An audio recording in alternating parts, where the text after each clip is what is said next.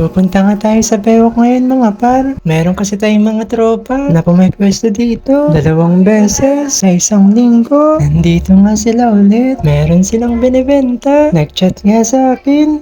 I-vlog ko daw. Sabi ko nga on the way na ako. Pero maliligo pa lang talaga tayo.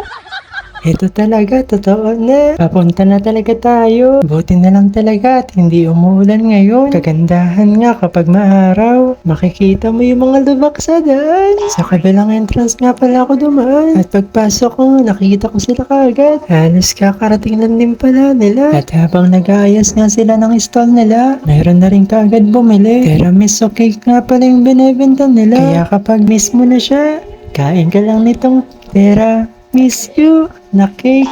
Charot! Nakakatuwa nga tong mga kabataan na to. Halos magkakabatch nga pala sila. Pare-pareha silang college student. Magkakasama sa isang business. Isa-isa na nga din palang nauubos yung paninda nila. At kahit Sabado nga, ang lakas pa rin talaga. Pero mas malakas talaga kapag may pasok. Kaya kung naghahanap din kayo ng tiramisu cake, follow nyo lang yung page nila. Ilalagay ko na lang din sa comment section. Naubusan nga sila ng bariya. Kaya biglang kamot ulo si tropa.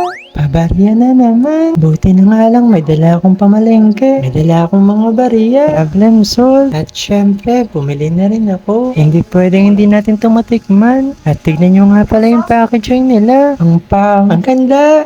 At kahit introvert nga ako, titikman pa rin natin to dito. Ito nga pala yung classic nila. Madami pang ibang flavor. At ang unang kagat, hindi masarap. Charot!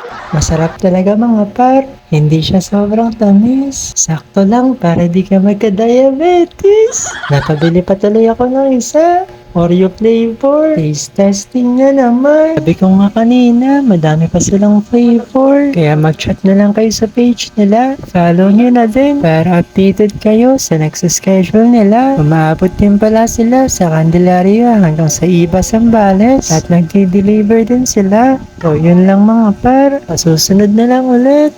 Push!